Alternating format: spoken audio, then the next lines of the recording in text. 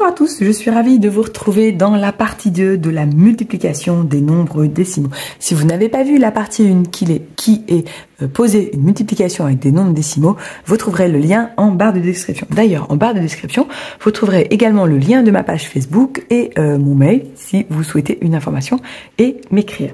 Alors pour ceux qui ne me connaissent pas, bonjour à tous, bienvenue sur cette vidéo. Je m'appelle Gwendoline Flèche et je suis professeure de mathématiques depuis 18 ans. J'ai été, on va dire 16 ans et demi dans l'éducation nationale, j'ai repris les cours particuliers et depuis 1 an et demi, eh bien je suis à mon compte à temps plein sur les cours particuliers, soit à domicile, soit en vidéo. Et voilà, j'écris des cours et j'ai ma chaîne YouTube depuis presque 1 an maintenant, bientôt. Mais je l'alimente vraiment que depuis janvier. Donc voilà, allez, c'est parti. Dans cette partie 2, cette fois, on ne va pas poser la multiplication et surtout, on ne va pas utiliser la calculatrice. Je vous ai mis un petit exemple d'exercice que l'on pourrait demander à vos enfants. On sait que 4 fois 503, eh bien, ça fait 2012. Et on nous demande de retrouver les 5 résultats suivants. Là, je ne l'ai pas mis, mais bien évidemment, c'est sans calculatrice. Alors, comment va-t-on faire? Eh bien, nous allons voir ça tout de suite. Donc, je vous rappelle que pour multiplier les nombres décimaux, il faut en réalité savoir la poser sans virgule. Donc vous voyez ici, si j'enlevais la virgule, ça ferait 4 fois 503. Mais 4 fois 503, on me donne le résultat. C'est pour ça que je n'ai pas besoin de calculatrice. Ça fait 2012. Donc déjà, je peux recopier 2012. Ensuite, je dois regarder combien il y a de chiffres derrière la virgule.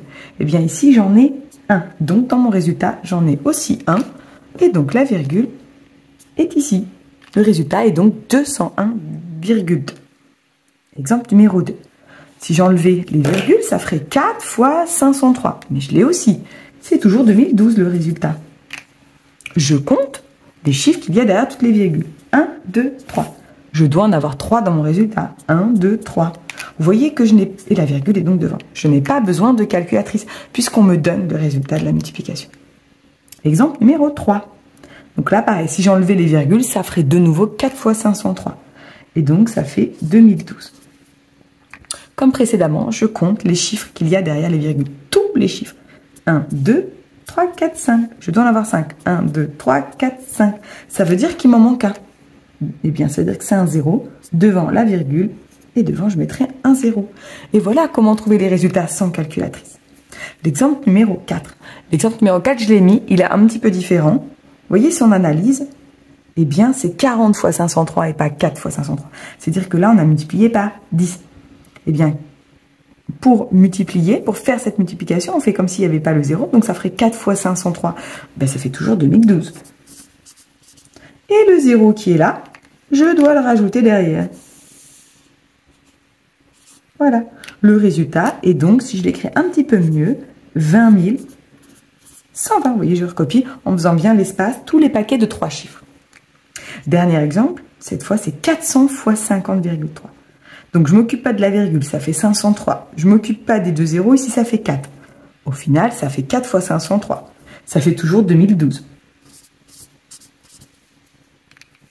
Ensuite, ces 2 zéros là, ils vont aller derrière. 1, 2.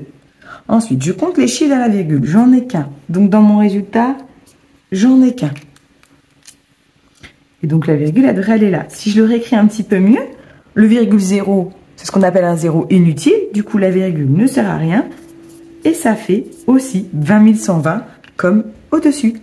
Et voilà, j'espère que vous avez un petit peu mieux compris comment multiplier des nombres décimaux entre la partie 1 et la partie 2. J'espère que cette petite vidéo aussi vous aide à aider votre enfant à faire les devoirs le soir.